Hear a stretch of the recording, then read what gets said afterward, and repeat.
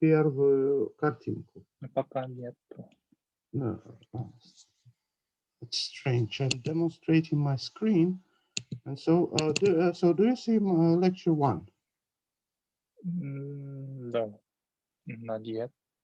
Uh, Here. Oh, no, yes, now I can. Дорогие коллеги, я начинаю курс лекций по инвариантам и картинкам. I'm going to talk both in Russian and in English, so you can ask me in whatever language you wish. Our first lecture is devoted to the Diamond Lemma and free groups and some notions of combinatorics, knots, and so on. Лемма о диаманте — это очень удобная, с одной стороны, очень простая, а с другой стороны, очень удобная лемма. Actually, we have a very easy formulation, and it turns out that this lemma has lots of applications everywhere. So here is the formulation. So assume we have a set A here. And in this set, we have a sort of binary relation like this. And assume the following condition holds. So we have two conditions, actually. The first one means that this relation is called well-founded. This means that there are no infinite chains. А второе условие, оно как раз говорит, почему наша лемма называется лемма о диаманте, Diamond Lemma. This means the following. So if we have A and it has two descendants, B and C, then they have their common descendant, possibly not in one term. Здесь я использую такое обозначение с двойной стрелочкой, которое означает, что у нас есть потомки дальние. То есть двойная стрелочка означает, что есть много одинарных стрелочек. So this theorem, the conclusion of this theorem is that, well, the set is connected, or well, if the set is connected, then it has a unique minimal element. And if it's not connected, then every connected component has a unique element. We know that the absence of infinite chains means that there are no oriented cycles. Okay, now let's go to page 2. And page 2 is the proof of Diamond Lemma, which is actually quite easy, really very easy. So let's try to prove, and the proof is obtained by Excuse me. Прошу прощения. Yes. Сейчас видно. Ну, это только сейчас. So we want to seek a just a moment, like this. Так видно? Так видно? So everyone is free to interrupt me. So if something is not visible, or if you have some real mathematical questions, so please, пожалуйста, задавайте вопросы. Итак, доказательство леммы о диаманте, оно происходит от противного. So we just assume that there is some element which has at least two descendants. Well, and then we can denote the set of such elements. Такие плохие элементы, у которых более одного потомка, мы обозначим множество таких элементов через S.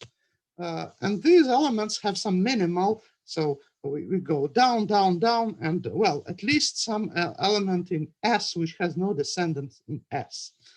Well, and now I want to get a contradiction. So assume S has some minimal element. This means that all its descendants, well, this minimal is in S. Well, definitely it's not minimal in A, because if we try, because it has two descendants in A, and it cannot be minimal in A because a minimal element in A has it only itself as a descendant. So assume S has S prime and S double prime. So we have this, and here and here.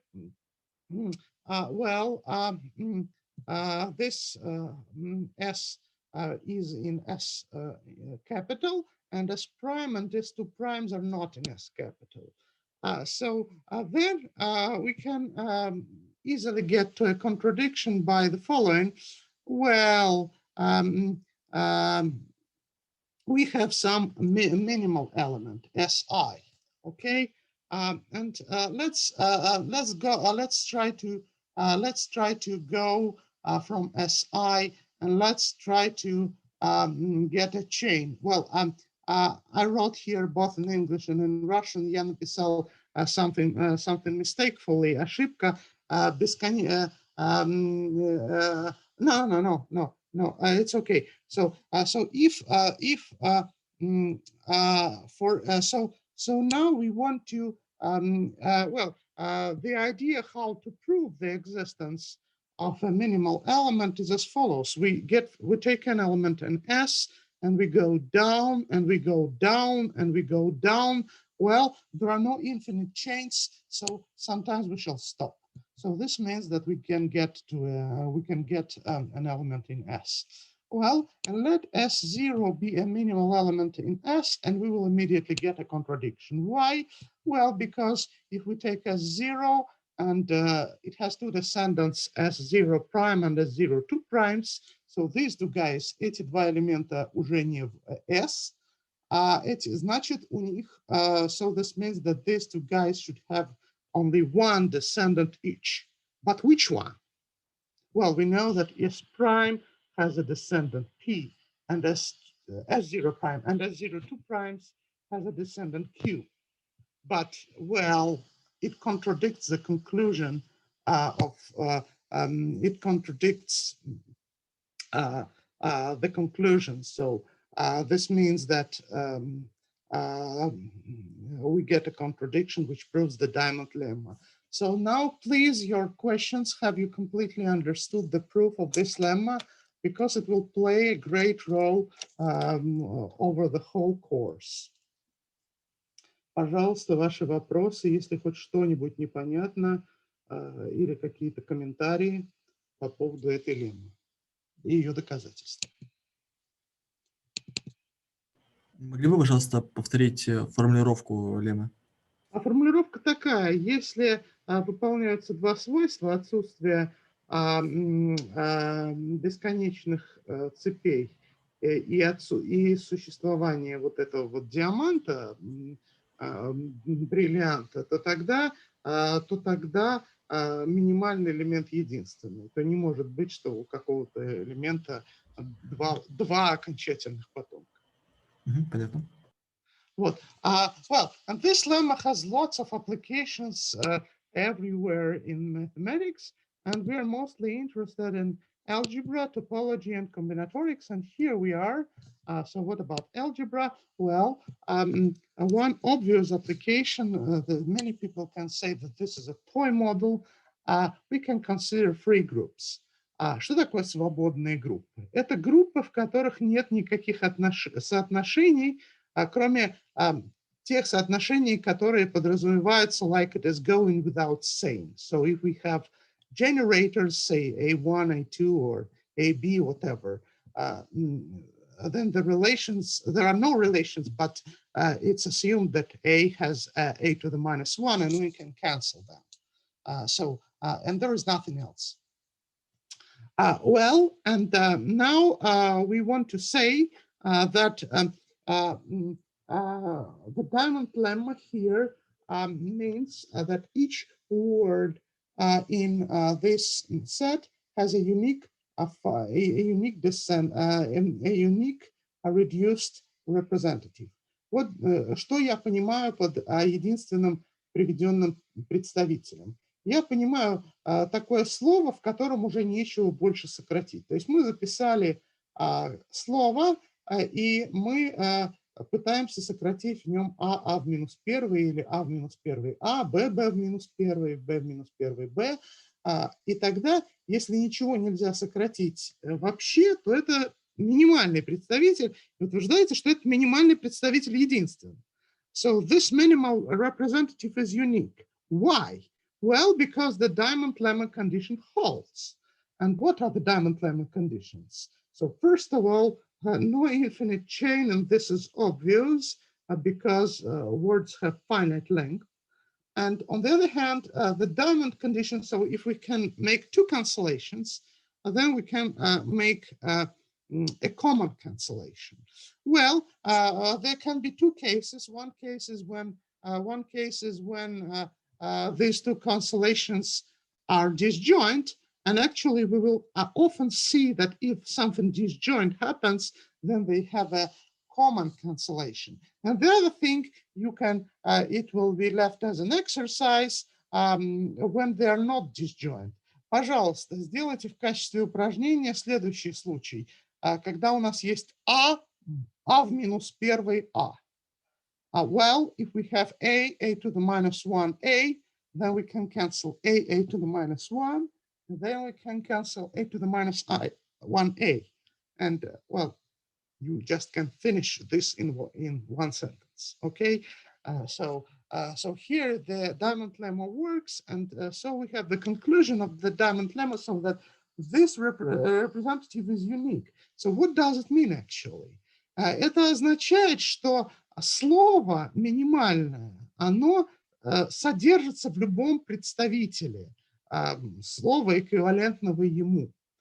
So unique, so local minimality yields global minimality. Moreover, each word, each reduced word is contained in a representative, in any representative of itself. Well, this has a generalization, obvious generalization for cyclic words. So if we want to look at conjugacy classes of the free group, then the same holds. So для класса сопряженности в свободной группе проблема также легко решается, проблема сопряженности. So conjugacy problem and the word problem are solved just by looking at minimal representatives. Well, and one more thing I would like to sketch just now, and if you want to get the detail, you can read any of my books. So this is called the uniqueness of decomposition of knots into prime factors. Во-первых, известно, что узлы коммутируют. Если взять один узел, а затем нарисовать другой узел, то можно один пропустить сквозь другой. То есть идея приблизительно такая. So if we have two knots, then we can take the connected sum of the first and the second, and we can make the first one small, and we can pull the second one through the first one. So here is the picture. I hope you can see it. So, so here K, вы видите эту картинку, да? Здесь K1 маленький узел, а K2 большой. И мы K1 фактически протаскиваем через K2.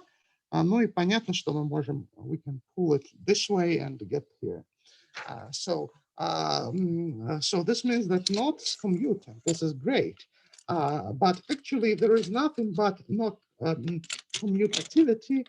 So actually knots behave like prime, knot decomposition behaves like prime decomposition. And in order to split a composite knot into two components, what can we do? Well, if we want to show that some knot is a connected sum of two knots, then in order to see that, we should find a sphere which intersects our composite knot at 2 points.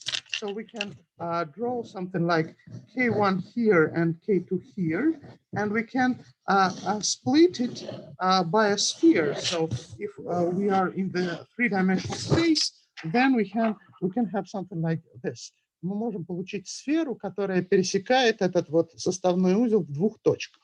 И тогда наша задача состоит в том, что мы, грубо говоря, разрезаем и что-то там, и что-то, вот эти две точки отождествляем и отождествляем здесь, получаем разражение узла на две части. Well, now I want to just sketch a little bit. So more or less, the moral is that if we have two such spheres, then they actually don't either do not intersect or their intersection contains a whole knot inside. So, well, actually, I'm not going into the details, so read my books or any other books, but the idea is more or less the same. Well, of course, some details are wiped under the carpet, but the idea is as follows. We can try to look at two spheres, and possibly they have an intersection. An intersection of two manifolds is a collection of one manifolds if they're in generic. And this is a collection of circles. So, так что пересечение двух сфер – это всего лишь набор чего? Набор окружностей. Well, and then we can say, okay, may this collection of circles be minimal? And if we try to think that they're minimal, then somehow we can say, okay, and what is between the circles? So there can be two options. Either it's just trivial, or there is a whole knot there. So if it's just, if there is a whole knot, well, then it happens that sometimes we can separate, мы можем локализовать одно из слагаемых, какой-то КИ, вырезать его и сказать, что мы продолжаем дальше. Or maybe it can happen that here we have an empty intersection, but then we can move a little bit or undo this intersection and make smaller intersection. So somehow, if we regularly apply the Diamond Lemma, then we can get a result that unless we have full knots inside, which can be localized and taken away, unless we have a full knot inside, then our intersection between minimal intersection between spheres is nothing but empty intersections. So actually these spheres have an empty intersections, and more or less this means that they're topologically the same. So these are the spheres which separate one knot from the other knot. Well, for more details, read books, but actually this topological idea is very, эта идея очень простая, но она очень мощная. И на самом деле, например, с ее помощью, ну, фактически под моим руководством Майк Крисман доказал, что в случае виртуальных узлов разложение единственное, но там еще и коммутативности нет. Но на самом деле это this works also for many other three-dimensional objects, and there is a large survey by our academician Matveyev, who invented, who actually recognized the unknot, and who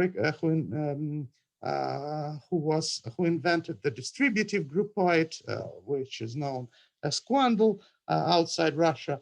So Matveyev, он развил так называемую теорию корней, so he invented roots, a theory of roots, and actually roots are something like minimal elements in some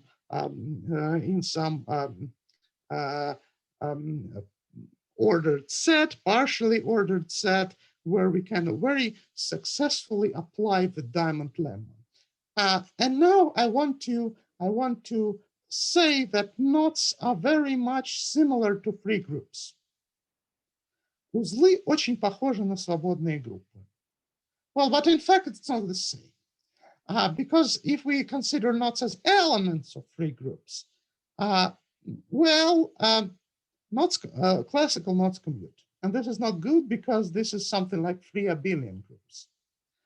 And actually, there are some other situations when it's not the same. Есть некоторые другие примеры, где мы будем видеть, что с узлами не все не так хорошо, и чтобы это увидеть, нам надо рисовать узлы, как мы их и рисуем на плоскости. То есть мы рисуем узел, у него есть проходы, переходы, перекрестки, и мы пытаемся его уменьшить. So we have a usual knot diagram with over-under crossings, and we try to decrease it. And actually, there is an example called culprit knot.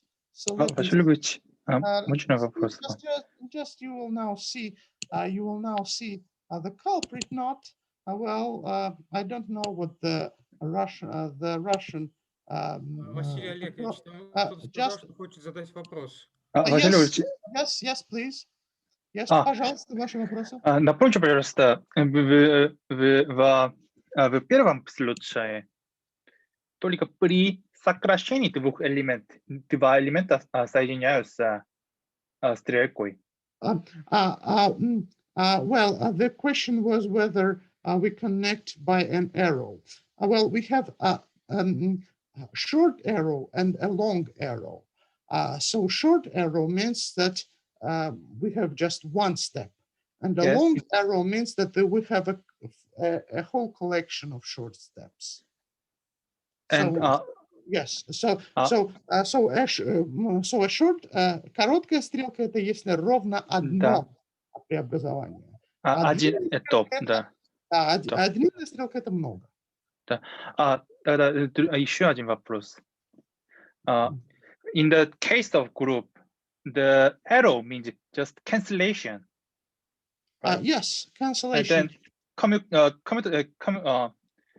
the change of places of words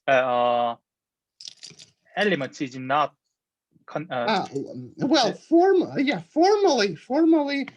Formally, when we apply it, it's not applicable at all to abelian groups. For abelian groups, there are other tools, and thank you very much for your question. In fact, we can ask yet another question. So, are there any other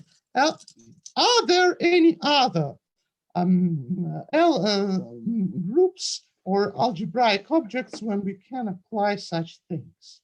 А есть ли какие-нибудь другие группы с соотношением, где мы можем такие вещи применять? Next week we will talk about small cancellations. Мы будем говорить о группах с малыми сокращениями.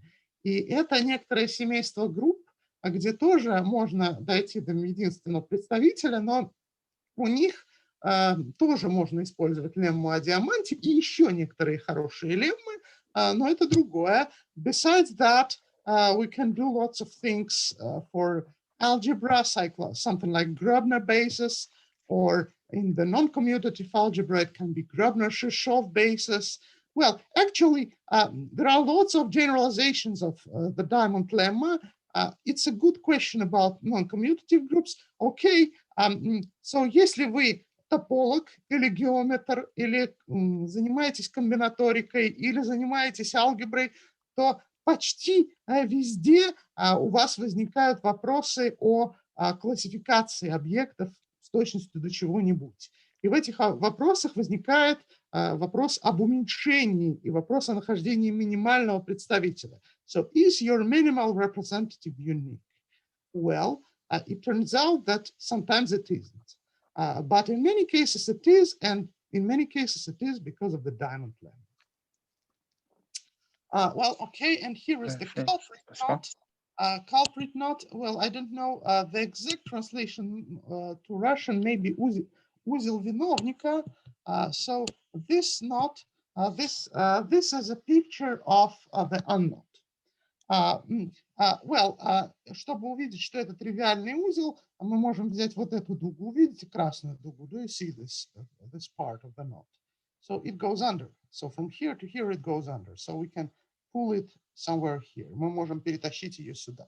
Если мы ее перетащим сюда, то тогда получится дуга вот от этой точки до этой точки, и она идет сверху, сверху, сверху, и тогда можно будет ее сократить вот таким образом.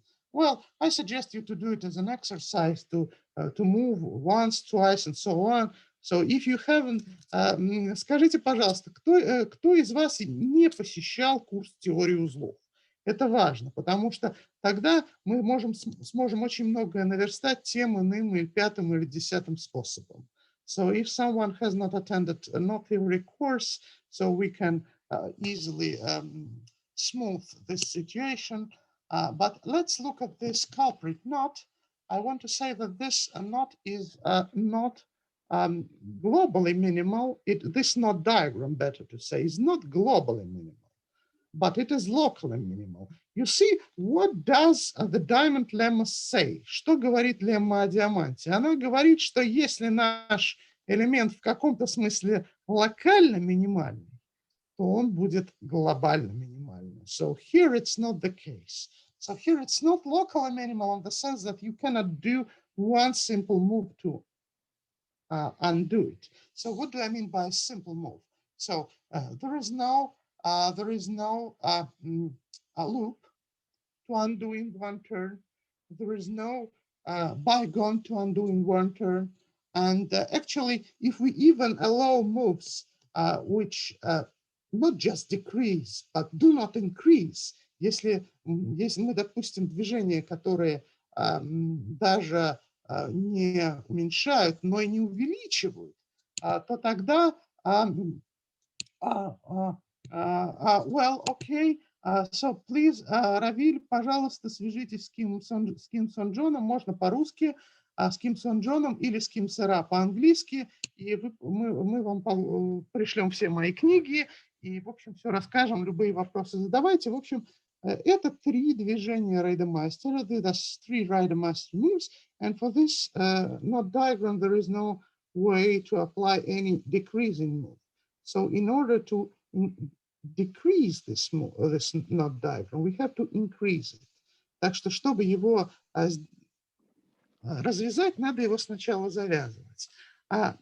Well, if all, by the way, if any locally minimal diagram were globally minimal, then it would mean that we have a solution of a classification problem, because we can just take the gradient descent and undo until we stop. Well, if it is not the case, then possibly we have to increase the number of crossings. So сначала мы будем завязывать узел сколько-то, а потом развязывать. Well, in fact, if we know how much crossings, how many crossings we have to add before we start going down, then more or less the solution problem is also can be also set up just logically. So, for example, if we know that we have, say, n crossings and we need no more than n squared crossings, for example, если у нас есть 10 перекрестков, и мы знаем, что нам нужно взять не больше 100 перекрестков, то можно сделать такую ужасную вещь, как просто перебрать все диаграммы со 100 перекрестками.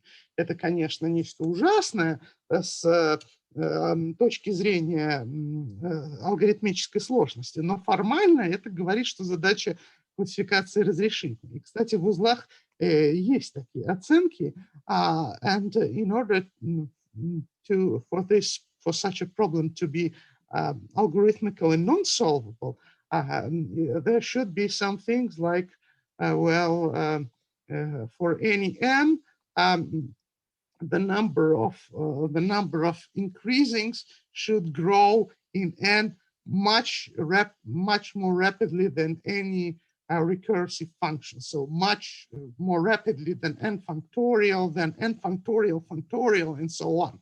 And by the way, concerning groups, general groups, it is so. So it is not, the word problem is not solvable. And people know that, for example, for 5 manifolds, we can realize all groups. So this means that for 5 manifolds, I mean, as fundamental groups. So for 5 manifolds, the problem, classification problem is not solved. Таким образом, мы видим, что локальные минимальные объекты не всегда минимальные, но мы можем вообразить, что они всегда минимальны. And if we try to imagine that locally minimal objects are always globally minimal, so this will be one of objectives of our course. Actually, we will try to do something for knots. We can try to invent a new point of view. Actually, maybe we should consider not usual crossings, но, может быть, нам понадобится по-другому посмотреть на узлы, искать в них другие перекрестки и так далее. So здесь будет огромное количество курсовых, дипломных, кандидатских и каких угодно работ. So here we will have lots of projects of whatever complexity. Well, and let's proceed.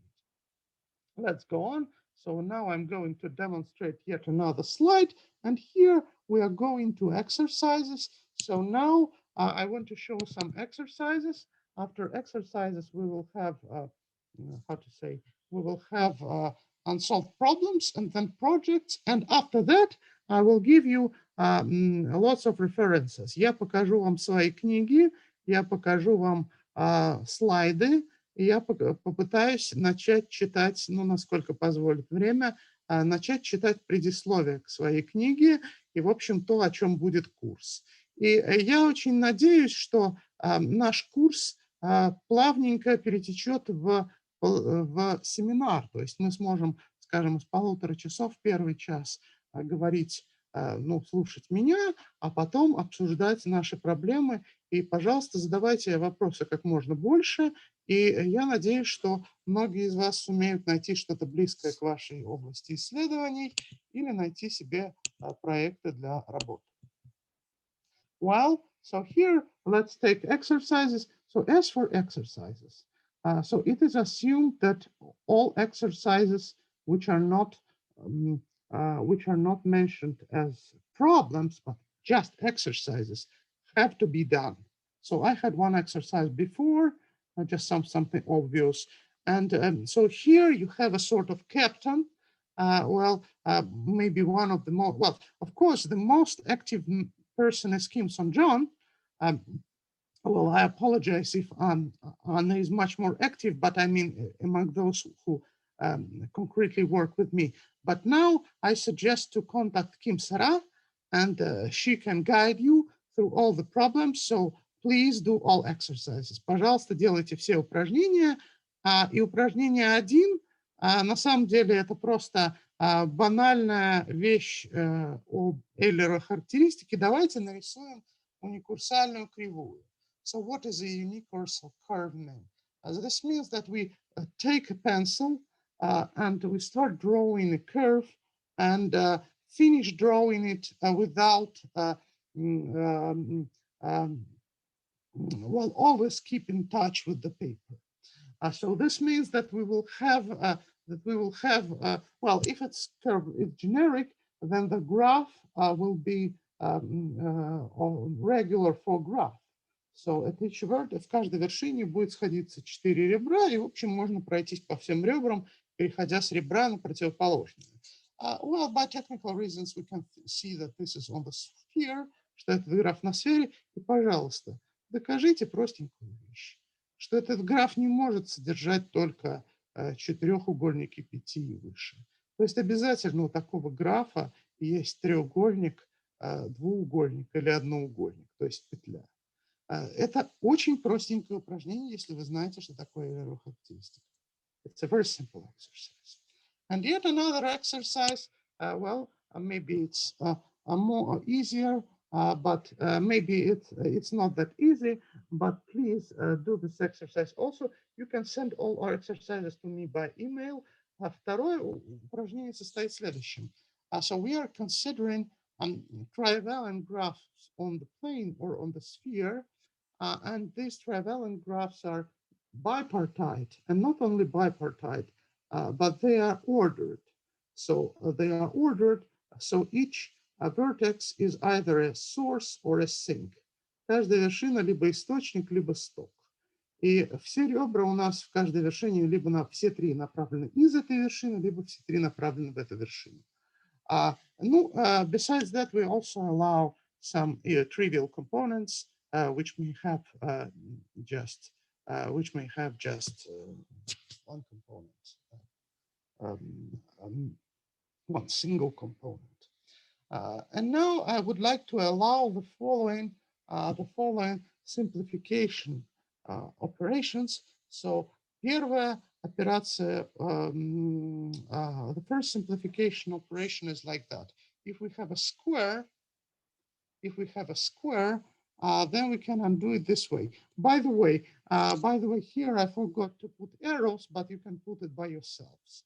если эта диаграмма имела стрелки, так что каждая вершина либо источник, либо стоп, то здесь вы тоже можете легко поставить стрелки здесь и здесь. Well, also if you have a bygone, then you can undo it that way. And if you have a component, you can just undo this component. So the question is that finally you can, well, or here you can say that this component is just the number 1. This is an exercise that, so here is an example of such a graph, and you can start undoing this graph, but by undoing any of its quadrilaterals, or squares, if you wish.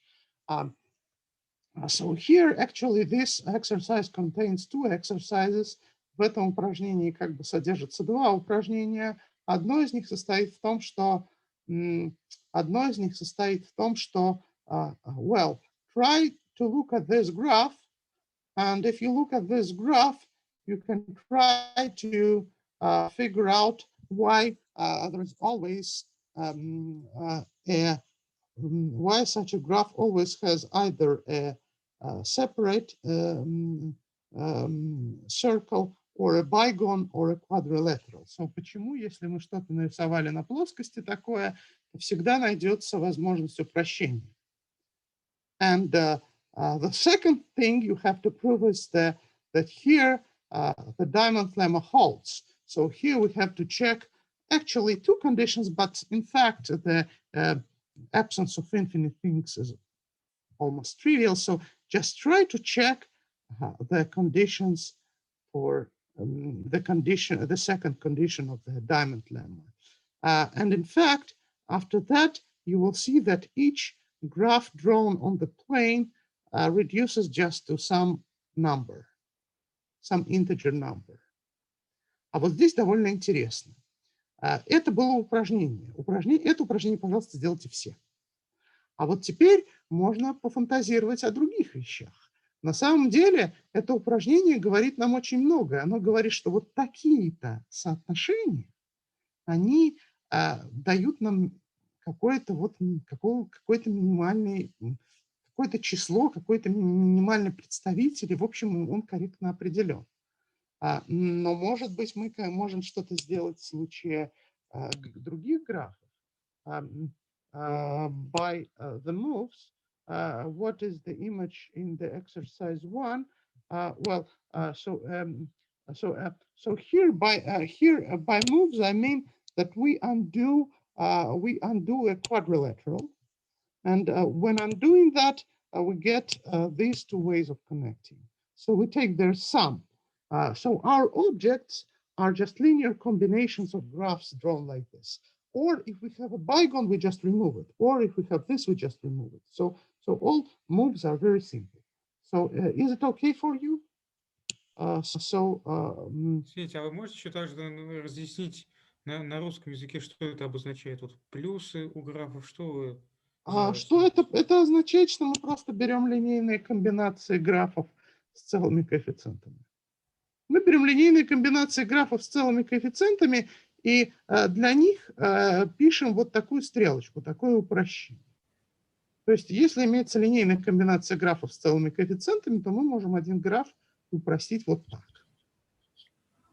И, значит, таким образом мы получаем, что вот есть такие упрощения. Проверьте, что здесь работает лемма о диаманте. Ну, естественно, если что-то упрощается в B, so if there is an arrow from A to B, then say A plus X has an arrow to B plus X. So these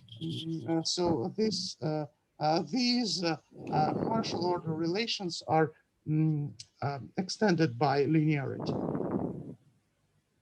Okay, please, questions?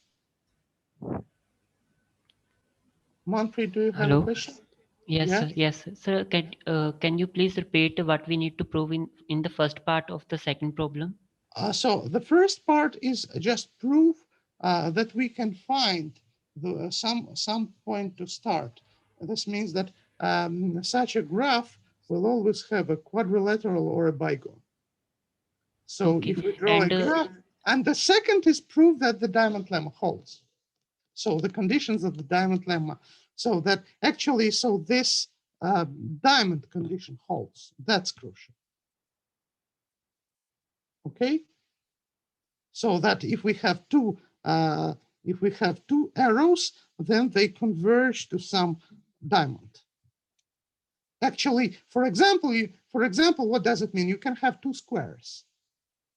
You can have two adjacent squares, like here. Okay, so here you can start from two adjacent squares or quadrilaterals. Well, if you do something with adjacent things, well, it's an easy exercise. Just start drawing. На самом деле в нашем курсе я буду стараться, чтобы как можно больше можно было рисовать, и то есть все формулы будут по большей части рисунками. So our course is called Invariants and Pictures, and we will try to make our invariants pictorial or maybe picturesque. Мы постараемся сделать наши инварианты со значениями в картинках. Ну и так давайте я продолжу. То есть вот это были упражнения.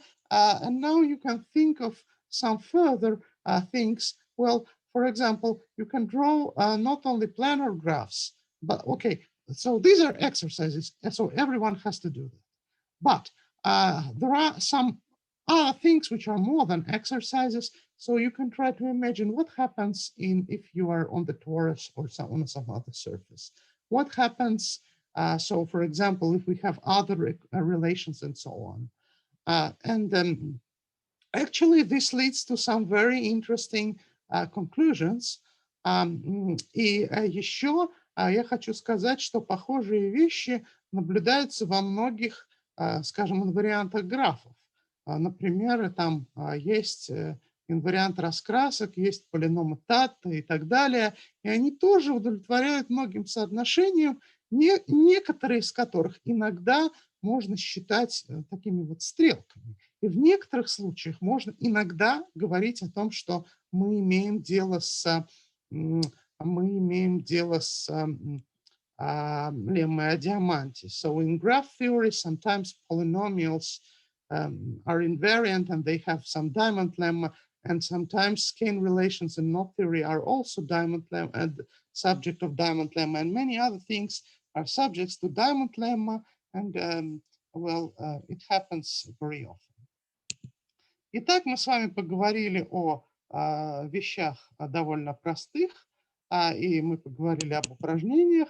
Well, and now I want to talk about one research problem. And actually, this research problem also starts with something very, very simple and easy. And but this is really a research problem because here you can start your research. So assume you have a curve, well, say one unicursal curve, or maybe several unicursal curves on a two surface.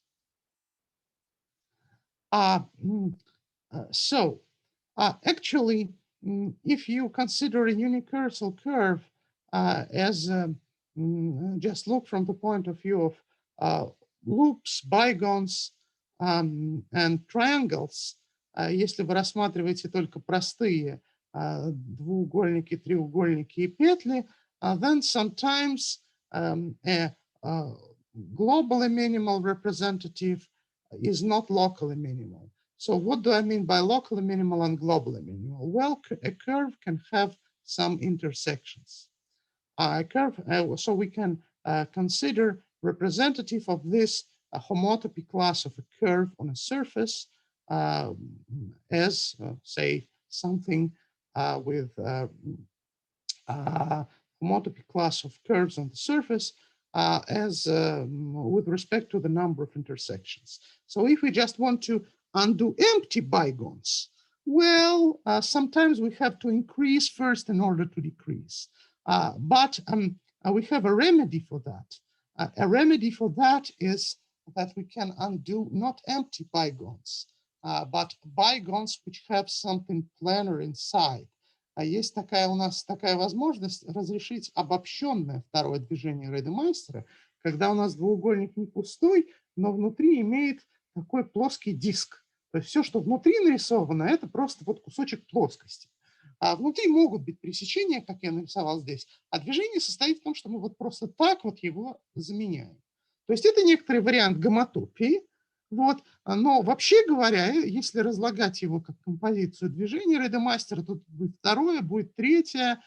Так что, в общем, well, excuse me, I have forgotten to draw. Well, maybe I can open yet another window and start drawing, but I have forgotten to draw the generalized, how to say, loop move.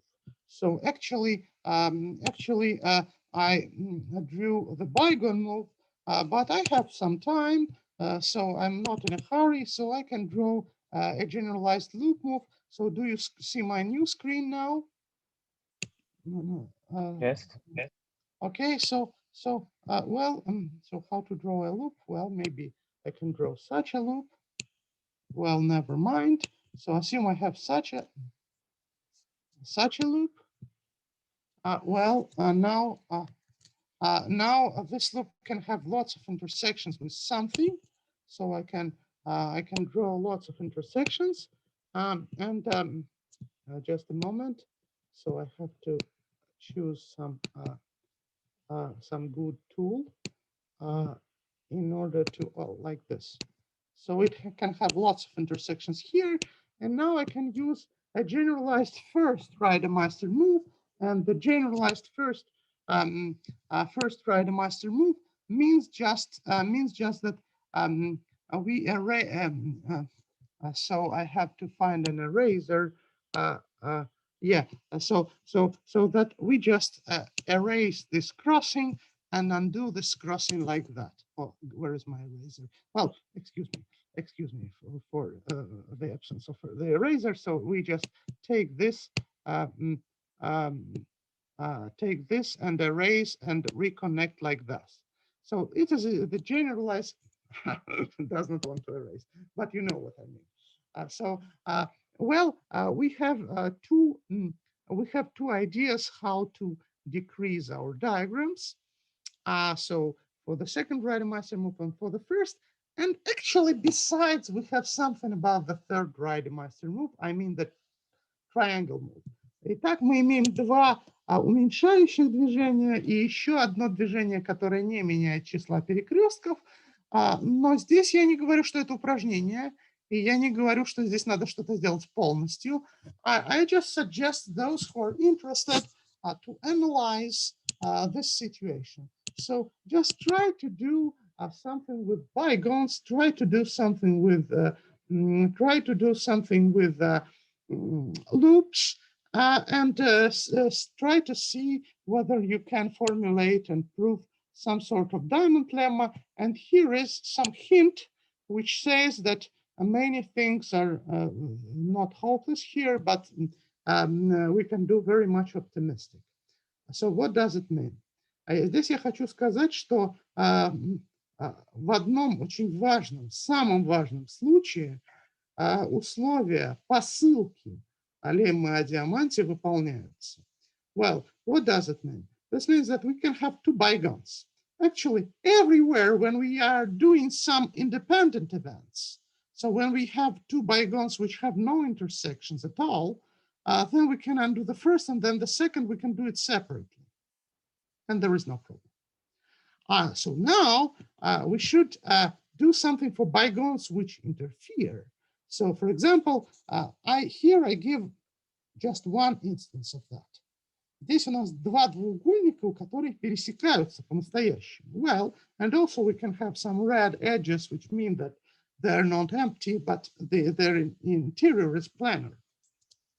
Так что здесь мы можем сделать упрощение АБ. Вот здесь мы убрали точки. We have removed A and B and have performed this generalized Reidemeister moves for AB. And here we remove CD.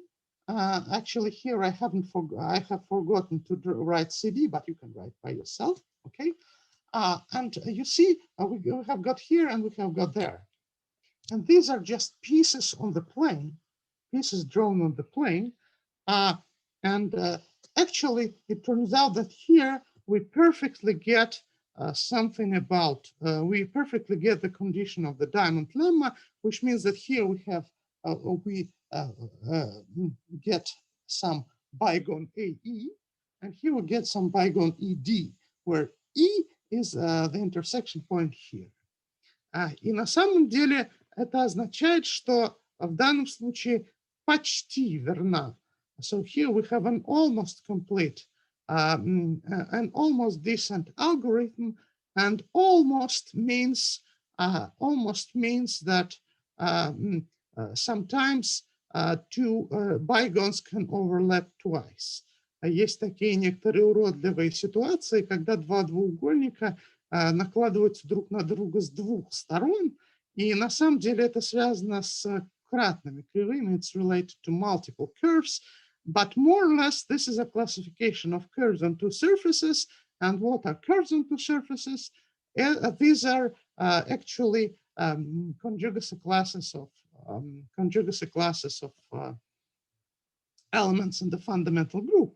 Таким образом, мы можем использовать вот такую интересную теорию, похожую на теорию узлов, для решения проблемы сопряженности где-то в некоторых интересных группах. А это очень важно, чтобы мы можем использовать топологию для нужд алгебры. Okay, well, and now I'm going to pass even to research projects, but then we can discuss other things. So here, just some great projects. So what we are aiming at, and possibly the list of projects can be very, very large, and possibly this is not for one step, and this is not only for one person, but for many persons. And you can ask Kim Serra to collect all those projects. And well, so for example, one global thing is that prove that globally minimal things are locally minimal. Попытайтесь доказать, что локальная минимальность влечет глобальную минимальность. Конечно, это неверно. Но, как мы знаем, если нельзя, но очень хочется, то можно. То есть можно попытаться это сделать для узлов. Можно попытаться это сделать для графов относительно каких-то соотношений. Вы можете сами выбрать соотношение. You can choose something upon your choice. And you can try to use the Diamond Lemma. Sometimes it fails, but you can update it. And we can do it for manifolds. So manifolds are something modulo some moves. And actually, here I want to point out that knots are can be represented by grid diagrams. So these are diagrams which are drawn on the plane, and possibly Kim Sung-John and Kim Serra can tell you what these are actually, and Kim Serra and Kim Sung-John can give you the reference. And actually, so this is something like that. You have maybe Anna can be interested in that because this is related to matchings or pairings or matrices of zeros and ones. Так что если у вас есть матрица из нулей и единиц, n на n, то можно сделать такую матрицу, у которой в каждой строке две единички, остальные нули. И тогда мы, и в каждом столбце, и тогда мы соединим, so if we have a matrix where each row and each column has two ones or maybe two x's, then we can connect these x's by straight lines. So we will have horizontal straight lines and vertical straight lines. And we can have a diagram of something like this. Well, I haven't completed it yet, but I hope you understand the meaning. And then we can make, say, each horizontal line, when it has an intersection with the vertical one, we can make each horizontal line to go over. And this gives another approach to knot theory. And actually, for this approach, locally minimal yields globally minimal for the unknown. Оказывается, что вот это в таком представлении для теории узлов, если узел тривиален, то его всегда можно развязать только уменьшающими движениями. So, Sarah, please find this paper about grid diagrams and give it to people. And once I referred to Luke Kaufman, and this can be a beginning of the project, how to undo knots, and not only knots, actually we can undo lots of things here. So this is a large project. And the second large project is how to use topology in knot theory. And soon we will create a forum. I will suggest Sarah to create a website. And this forum will be something for some place for reading, for asking problems. For example, каждый из вас может сказать, я изучаю алгебру, я изучаю группы такого-то вида. Есть ли тут лемма о диаманте? Может быть, нет. Но может быть, например, мы можем сказать так. Упростив эти группы или взяв гомоморфизм куда-то, там уже будет лемма о диаманте, и мы получим интересные варианты. То же самое о группах, о кольцах, о чем угодно. Well, you can be working, say, in combinatorics and say, I'm interested in graphs modular sum relations. Maybe you can also do something like Diamond Lemma in graphs, or maybe in some other objects modular relations. So, and also not necessarily these relations. I'm interested in more or less everything, and you can just share problems. So we are going to organize a project called Learning Mathematics Together. And we are going to organize a club, and this club, well, if you are an English-speaking person, ask Kim Sarat. And if you are a Russian speaker, ask Kim Son-John. Kim Son-John говорит по-русски.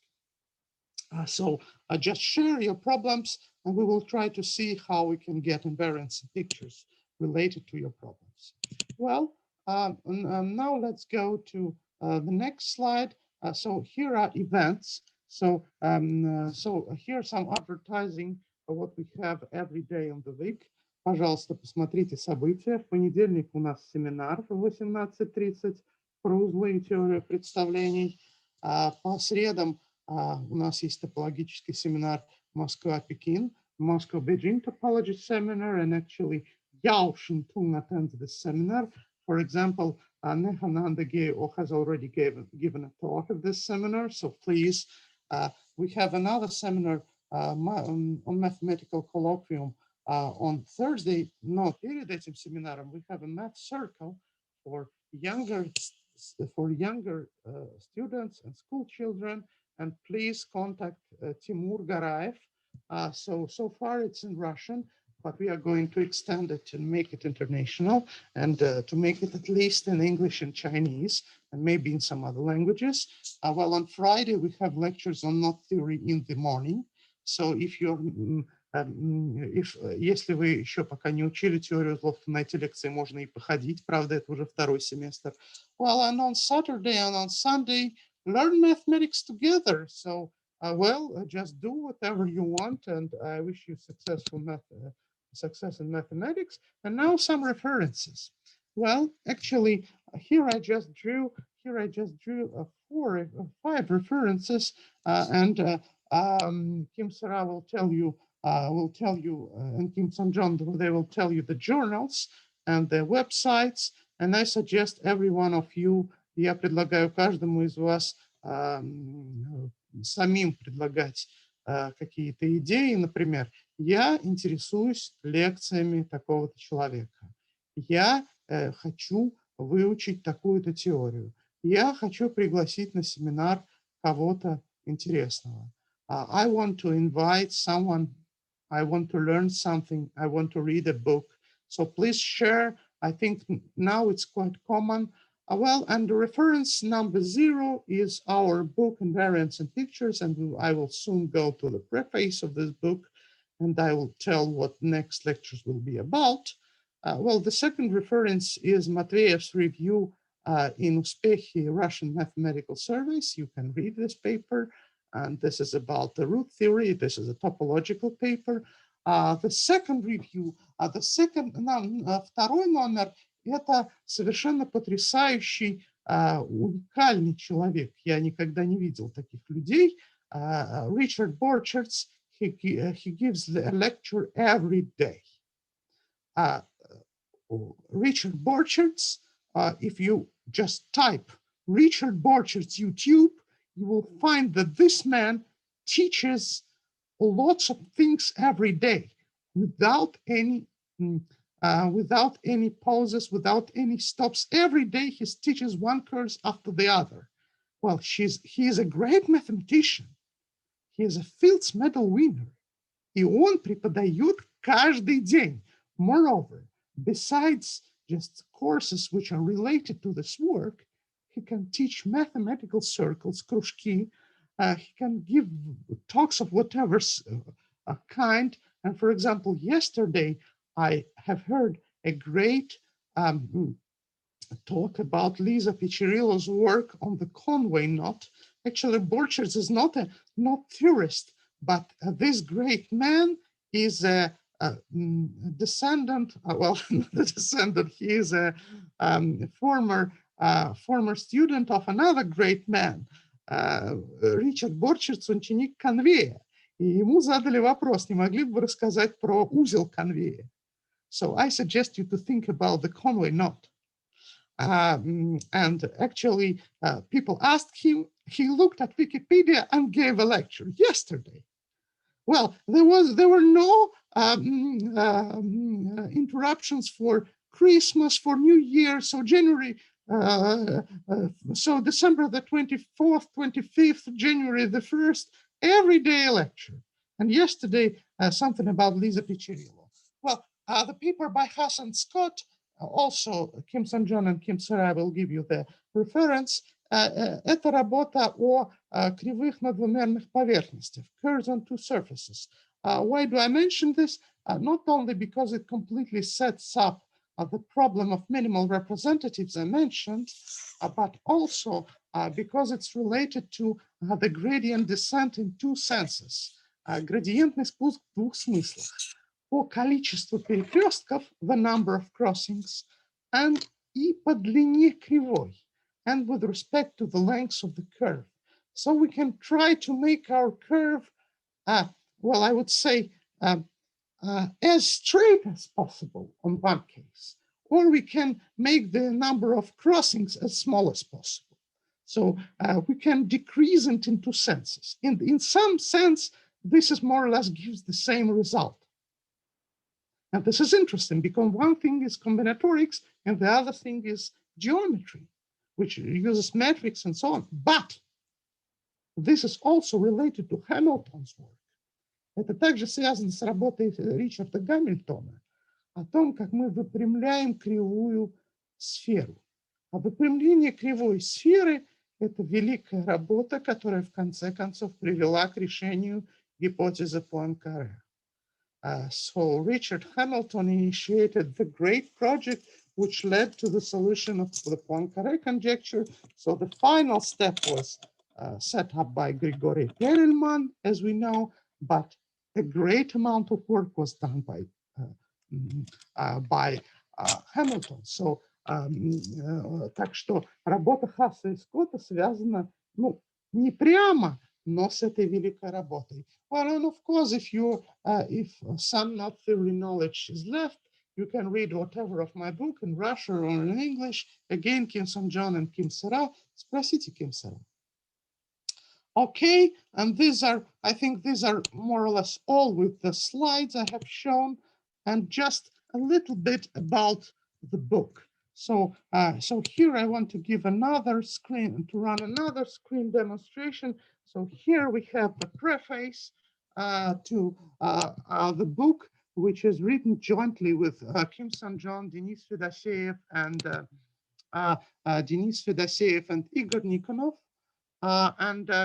Here, actually, possibly if you work actively, you will also write books together with us. And actually here, the aim of our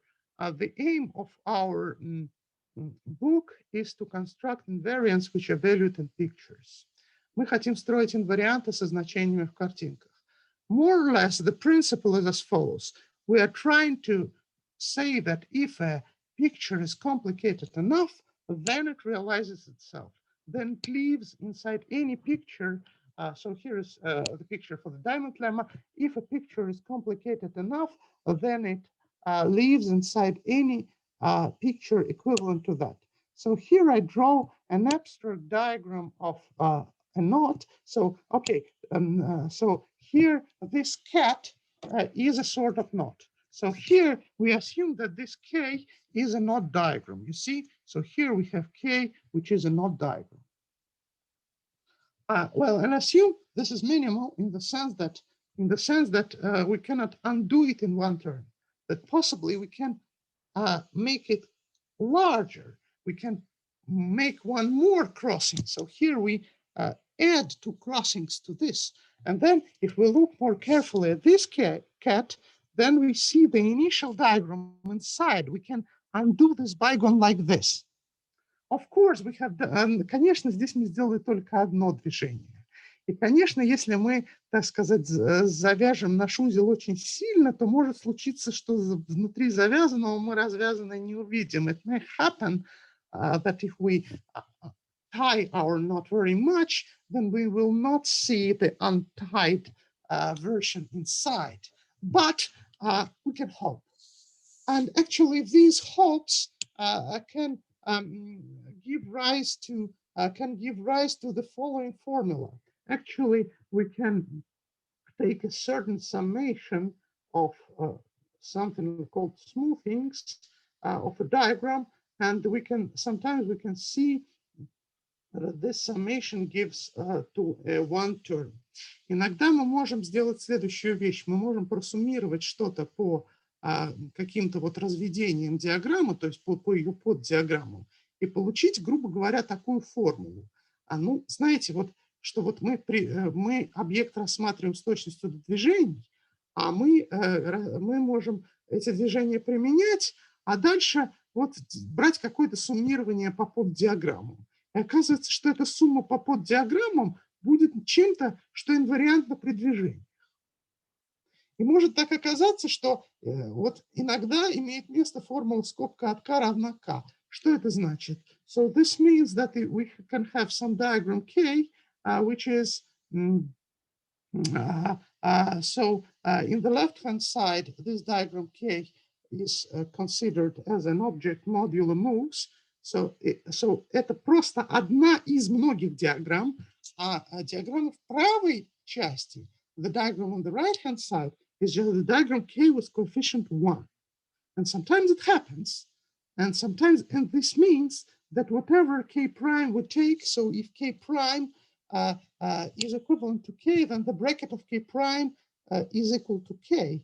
And the meaning is that K can be obtained as a subdiagram of K prime. То есть это означает, что K лежит внутри K штрих.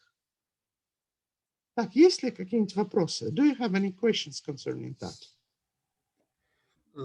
Да, я не понял, что обозначают эти квадратные скобки. Я формально не говорил, я это официально не объяснял. Это некоторая сумма.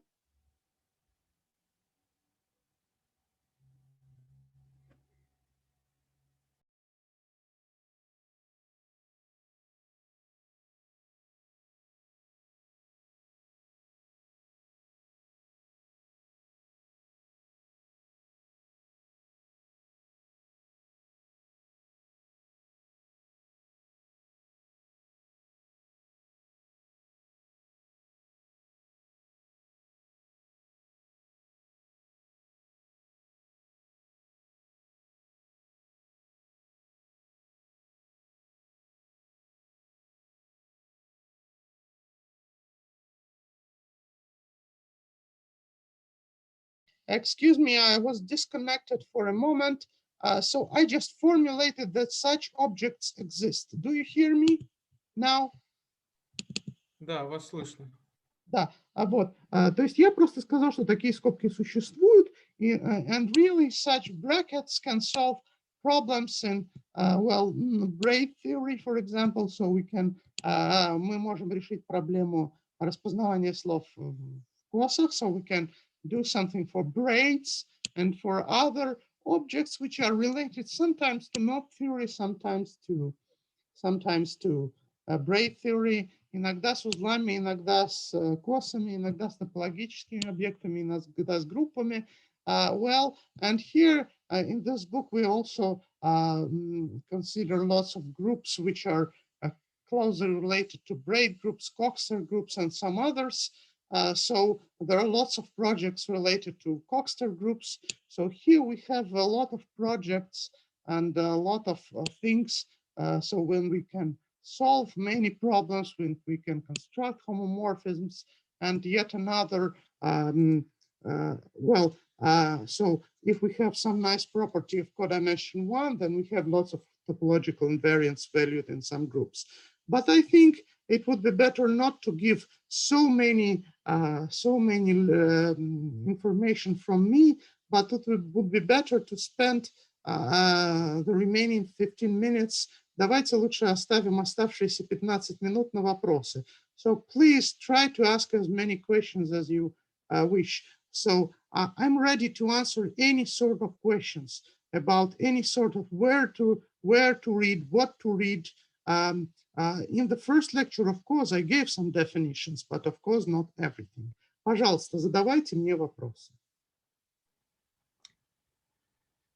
Так, ну у меня, наверное, есть какой-то пласт вопросов вот именно по этой лекции. Из-за того, что там вот сейчас было на английском, вот я поэтому наверное, много не усвоил. Поэтому я... Ну, смотрите, то есть у нас есть лемма о диаманте, да? Да. Вот, и как вы показали примеры, как она применялась к кривым и как к узлам. То есть у нас вот, скажем, две кривые соединены стрелочкой, да? Да. Если к одной можно применить движение Рейдемейстера. So that depends. So we can consider curves without over-under information or with over-under information. So without over-under information, we can look at Reidemeister moves or generalized Reidemeister moves. By generalized, I mean that we have a bigone, for example, which is not empty, but which has something inside. But if we have an information when over-under, if we have knots with over-under. Прошу прощения, Если мы смотрим на узлы, где есть информация выше-ниже, то на самом деле там лемма о диаманте не работает.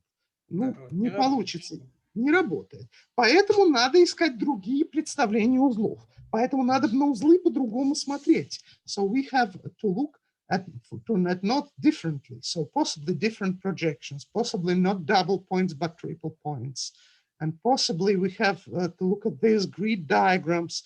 То есть на самом деле надо по-другому смотреть на узлы, и в некоторых случаях лемма о диаманте работает. So in some cases, this lemma works. In some cases, it works for braids.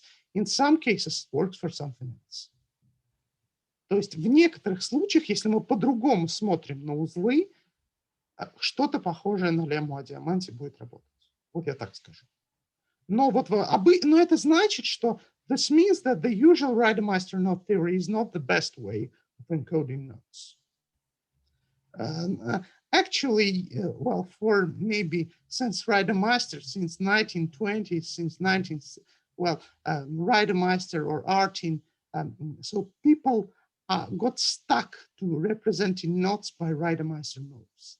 And this is not the best way, because in some sense, invariants that we are dealing with are mostly, I would say, in quotes, в кавычках, Reidemeister invariants.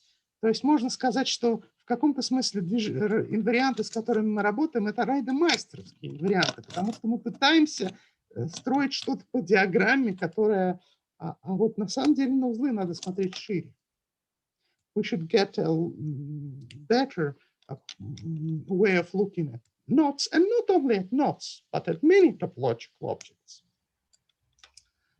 So of course, I want to aware you that here there are much more questions than answers. Здесь гораздо больше вопросов, чем ответов.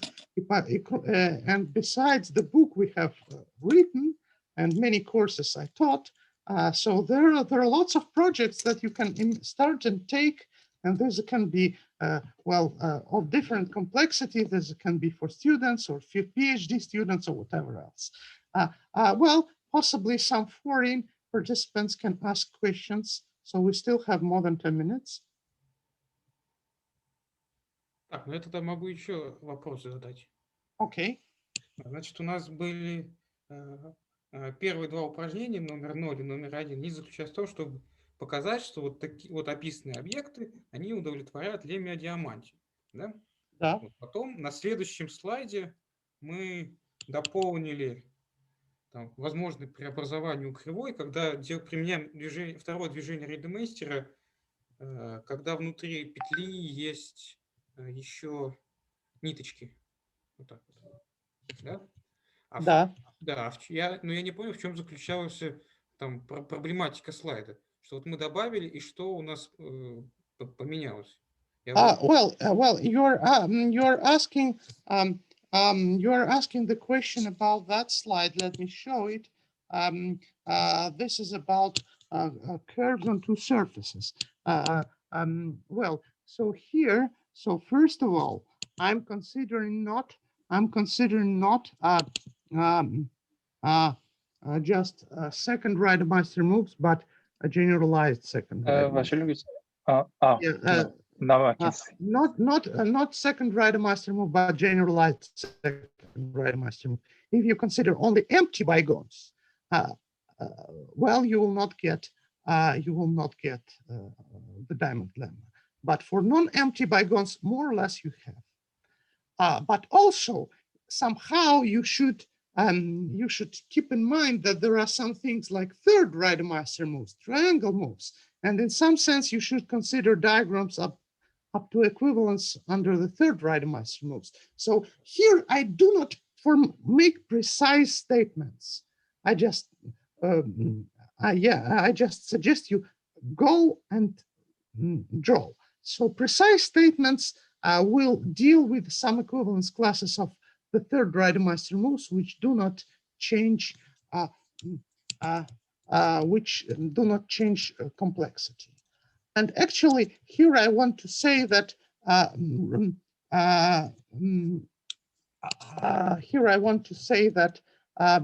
verbally the Diamond Lemma doesn't work because of some weird examples when two bigons overlap twice, but it almost works, and it gives some solution for braids. It gives some solution for braids, and by using that, we can solve lots of questions. We can solve some word problems in some groups.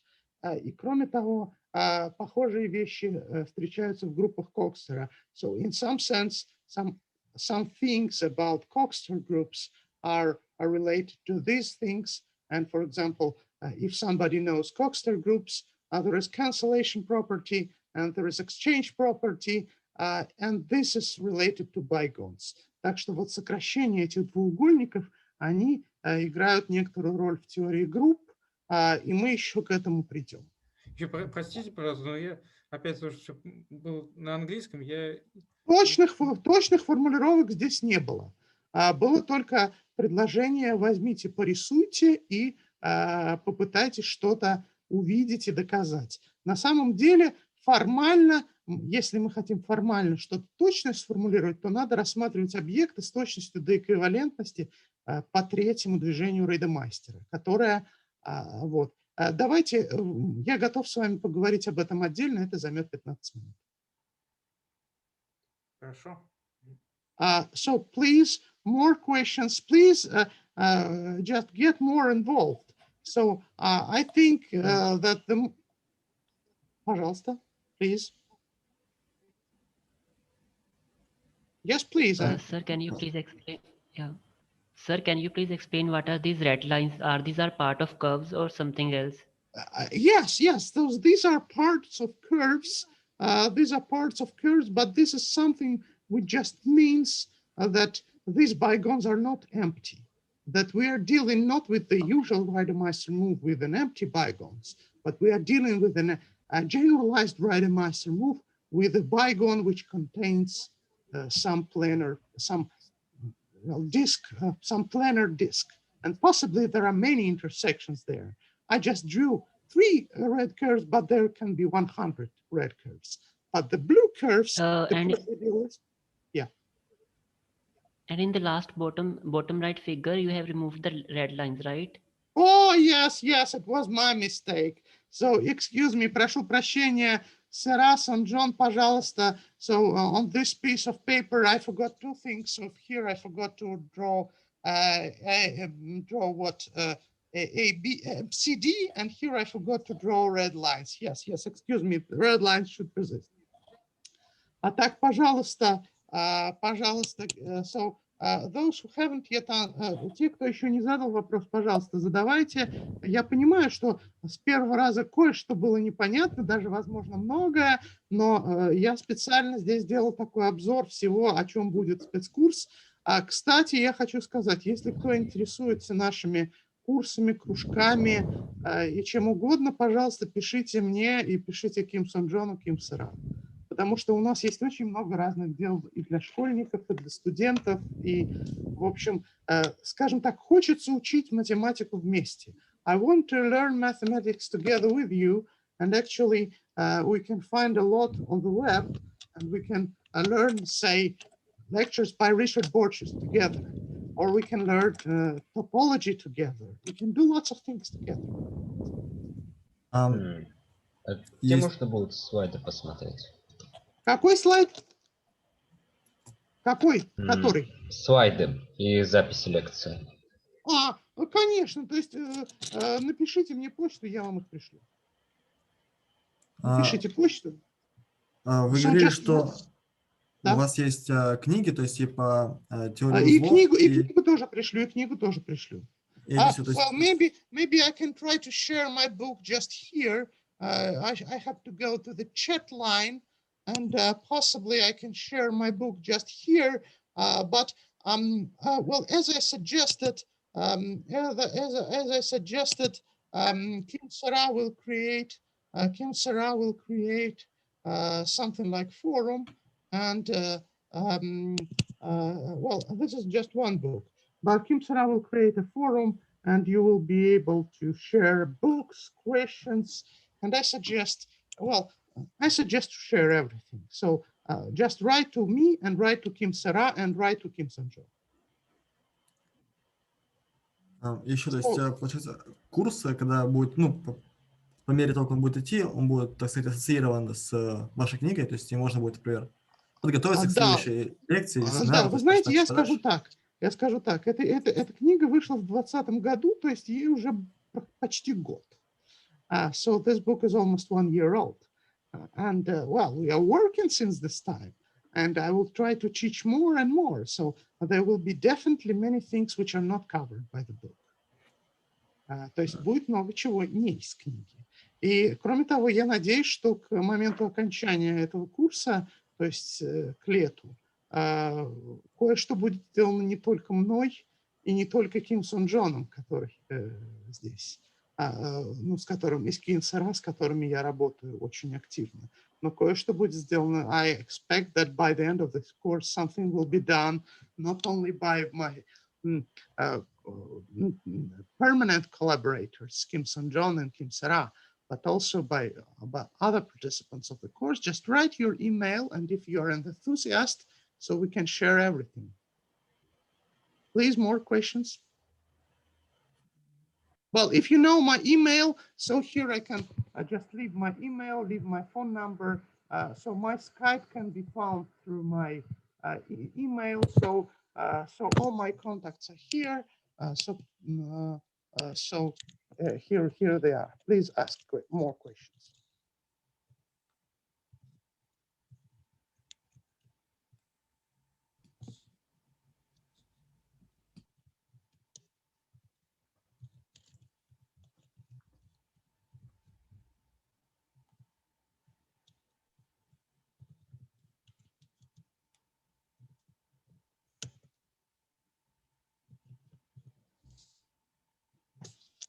Well, okay, next time I'm going to talk about Greenlinger Theorem.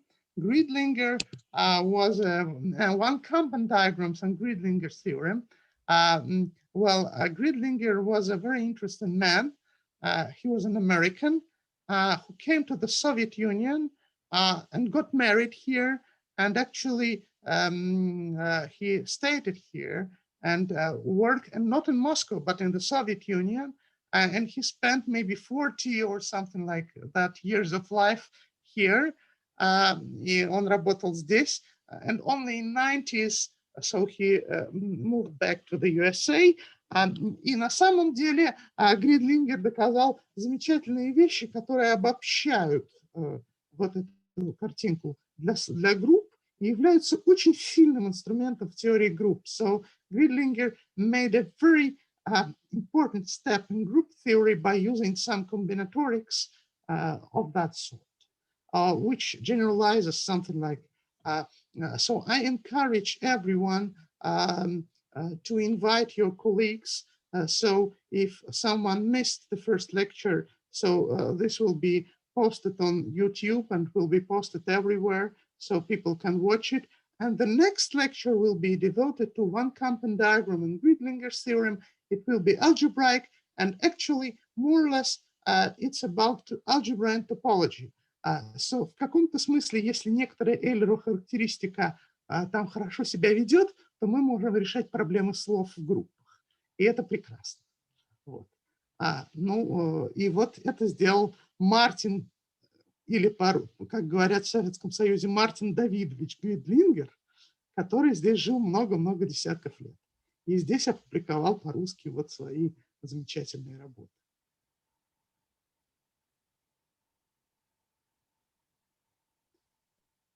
Well, so please, any further questions, comments? I suggest you to contact each other and maybe organize some chat groups. And I also suggest you to distribute information about all of that to your colleagues. So please